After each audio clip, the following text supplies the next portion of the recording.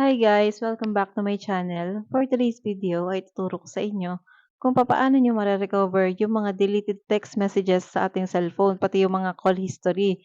So guys, pwede mo rin itong gamitin sa jowa mo kung ikaw ba'y nagdududa sa kanya para naman malaman mo kung meron siyang ibang nakaka-text. So guys, kung gusto mong malaman kung paano ito, sundan mo lang ang video ito at i-click mo na rin ang subscribe button at notification bell para maging updated ka sa aking mga video. Simulan na po natin. So guys, ito po ay isang application na kung saan ay sa Play Store po natin siya mada-download. So una mong gawin, pumunta ka lamang sa Play Store. Pagkatapos, i-search mo lang ang SMS Backup and Restore. So ang developer po nito ay Synctech Pty Ltd. So guys, ito po ay legit na application. Ito po ay merong reviews na 4.4 star and then meron na pong 10 million downloads. So magaganda rin po dito yung mga feedback. So, legit po itong application na 'to. So, guys, kung na-download mo na, i-click mo lang 'tong open. Katapos antayin mo lang po siya. Dito sa ilalim, click mo 'tong get started. Tapos dito sa allow SMS backup and restore to access your phone call logs, click mo lang yung allow. Then, allow SMS backup and restore to access your contact. Click mo lang yung allow. Then, click mo lang yung allow SMS backup and restore to make and manage phone calls. Click mo lang yung allow and then allow SMS backup and restore to send and view SMS messages. Click mo lang yung allow. Tapos dito guys, i-click mo lang tong set up a backup. Ayan. And then dito guys sa what would you like to backup? So dapat dito guys, naka-turn on yung messages at saka yung call logs. So guys, kung ang gusto mo lang naman dyan na i-backup ay yung messages, ito-turn off mo tong call logs.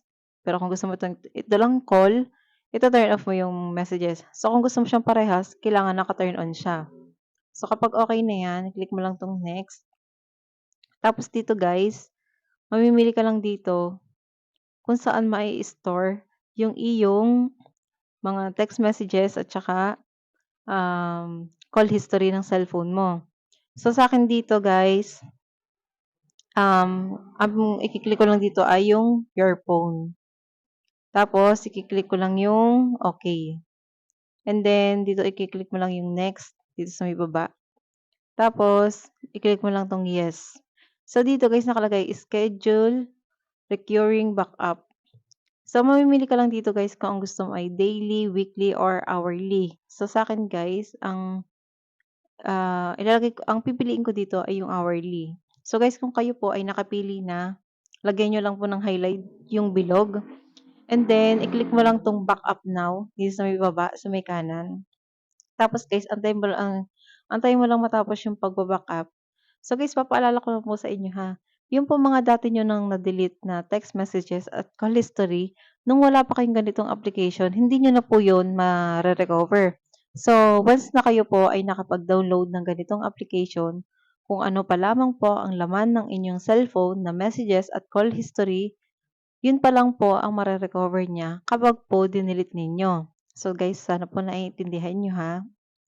So guys, balik na po tayo dito. So, okay na po yung backup complete. So, kapag backup complete na, i-click mo lang tong view details.